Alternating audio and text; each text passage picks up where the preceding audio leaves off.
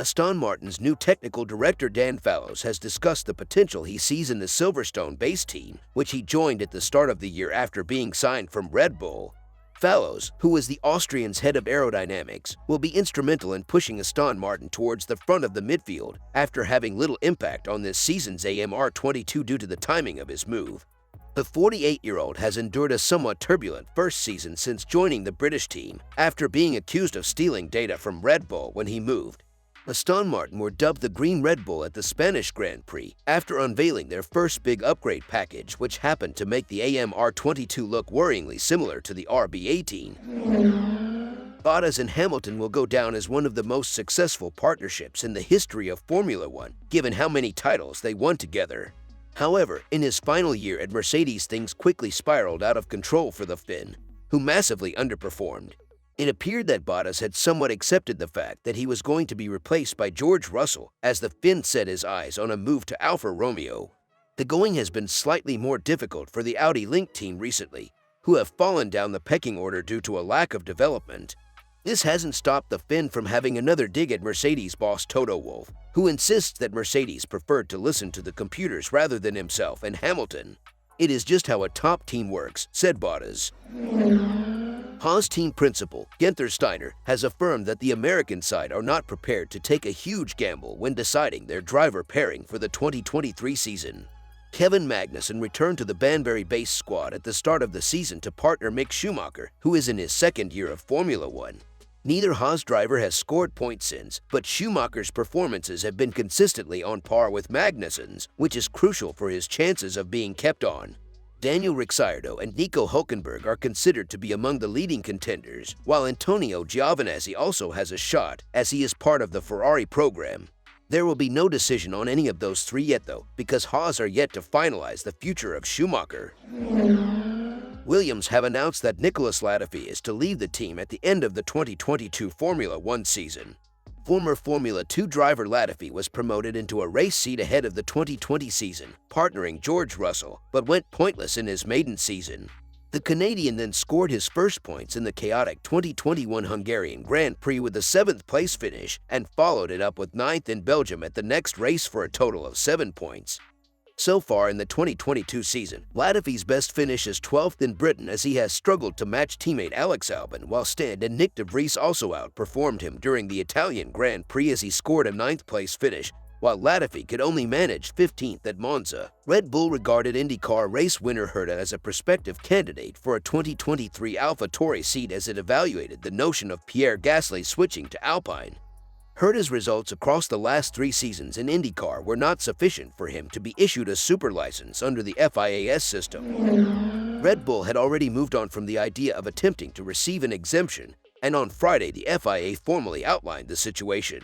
The FIA confirms that an inquiry was made via the appropriate channels that led to the FIA confirming that the driver Colton Herta does not have the required number of points to be granted an FIA super license, read a statement. The FIA continuously reviews its regulations and procedures, including with respect to super license eligibility, with the main factors being considered with respect to this topic being safety, experience, and performance in the context of the pathway. Former F1 world champion Nico Rosberg has spoke upon his personal feeling about the move and has fired a harsh warning to the Australian ahead of the move. Rosberg told Sky Sports F1, "It's a brave move by Oscar Piastri, it really is. It is either he beats Lando Norris or he's out basically of the sport, so it's really, really tough, but he believes in himself. And if you think you're that good, you've got to go for it." This season has seen a downfall for Ricciardo, with the ex-Oracle Red Bull Racing driver only having 5 points finishes to his name this season. Rosberg believes it will be tough for Piastri to even match Ricciardo's form with the team, and that world-class Norris is performing well above the expected standard. It is going to be tough for Oscar to do well there. Lando is world-class, he's world championship material there, so it's not going to be easy to go there and do better than Daniel. Alex Albon has driven magnificently since returning to Formula One this season, following a 1-year hiatus spent racing in the DTM. However, the Thai driver is well and truly back in Formula One for the foreseeable future following his long-term contract with Williams.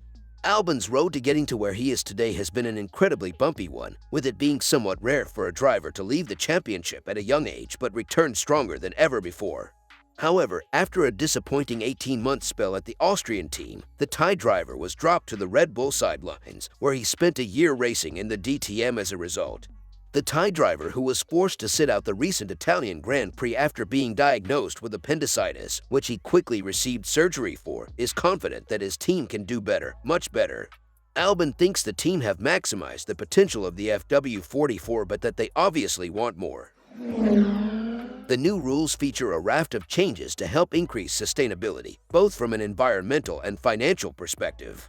It has been decided the MGUH is to be removed, whilst carbon-neutral synthetic fuels will be used and a bigger focus placed on electrical energy to reduce the fuel used during a race in order to create a cleaner sport.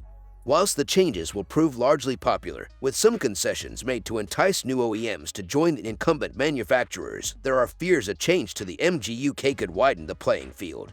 The component is to be repositioned within the PU and housed within the chassis rather than the unit itself for safety reasons. This will put a focus on the rear-end bodywork and engine cover designs, putting the manufacturers who house an engine and engineering hub in the same house at an advantage. Supply teams, such as McLaren, could face developmental delays due to the need to build around the engine, but team principal Sadel has cooled fears. He said it will not dramatically change. Williams have confirmed that Nicholas Latifi will be leaving the team at the end of the 2022 season. Latifi was joined this year by Alex Albon, who took a year away in DTM, having left the Red Bull team at the end of the 2020 campaign, and the Thai Briton has scored points 3 times in 2022. Williams insiders have also suggested that Nico Hulkenberg, who raced with the British team in 2010, was on the list of potential options for the soon-to-be vacant seat. McLaren's Daniel Ricciardo is also an option for Joss Capito if he decides to make a move for the 33-year-old, who at the end of the season will leave the team the current Williams boss led for parts of the 2016 season. That brings an end to today's video. Leave your thoughts in the comments section below.